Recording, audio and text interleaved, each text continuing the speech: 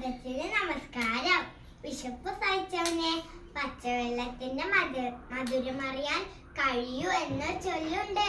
നാം ഇന്ന് എന്ത് സമൃദ്ധിയിലാണ് ജീവിക്കുന്നത്. നമുക്കിഷ്ടമുള്ള ഭക്ഷണവും വസ്ത്രവും ആവശ്യാനുസരണം നമുക്ക് ലഭിക്കുന്നു. എന്നാൽ ഇതൊന്നും ലഭിക്കാത്ത കുറെ കുഞ്ഞുങ്ങൾ നമ്മളെ ചുറ്റുപാടും ജീവിക്കുന്നു. അങ്ങനെയുള്ള ഒരു ബാലന്റെ കഥയാണ് ഞാൻ ഇന്നിവിടെ പറയാൻ പോകുന്നത്. കഥയുടെ പേരെന്താണെന്നോ? ആഗ്രഹം. ഒരിടത്ത് ഒരു കൊച്ചു ഗ്രാമത്തിൽ ഓലമേന ഒരു കൊച്ചു കുടിലിൽ ഒരു ബാലൻ ജീവിച്ചിരുന്നു. അവന്റെ പേരാണ് കുട്ടൻ. സ്കൂൾ ജീവിതം എന്താണെന്ന് പോലും അവൻ അറിഞ്ഞിരുന്നില്ല.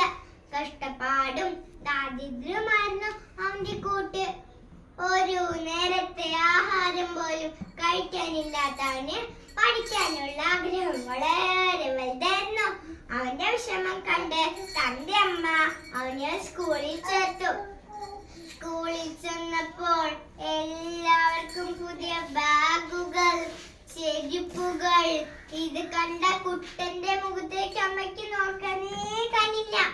അന്ന് അവിടെ വെച്ച് കുട്ടന് ബാബെന്ന സുഹൃത്തിനെ ലഭിച്ചു. അവൻ വളരെ രടികനായിരുന്നു. ഒരു ദിവസം കുട്ടൻ ബാബുവിനോട് ചോദിച്ചു, നിന്റെ വീട് ഓലയാണോ ഓടാണോ? ബാബു പറഞ്ഞു, മാളികപ്പുറമുള്ള വീട്. കുട്ടൻ അതിശയത്തോടെ ചോദിച്ചു, മാളികപ്പുറമുള്ള വീടോ? അതെന്താ? ബാബു പറഞ്ഞു, നീ അങ്ങനെയുള്ള വീടൊന്നും കണ്ടിട്ടില്ലേ? ഒരു ദിവസം ഞാൻ നിന്നെ എന്റെ വീട്ടിലേക്ക് കൊണ്ടുപോകാം. അങ്ങനെ ഒരു ദിവസം കുട്ടൻ ബാബു കുട്ടനെയും കൂട്ടി തന്റെ വീട്ടിലേക്ക് യാത്രയായി. വീട് കണ്ടതും കുട്ടൻ ഞെട്ടിപ്പോയി. അയ്യോ, ഇതെന്താ കൊട്ടാരം പോലെയുണ്ടല്ലോ.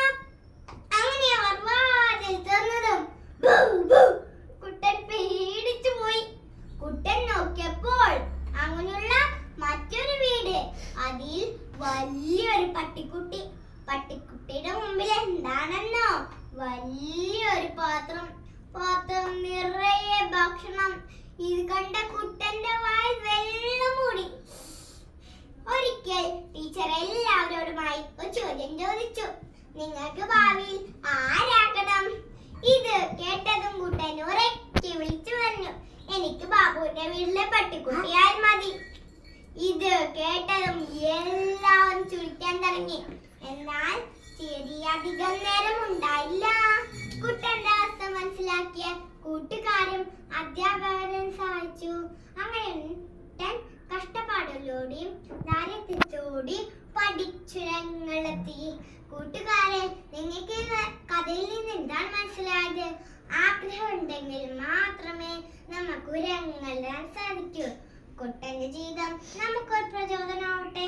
നന്ദി, നമസ്കാരം.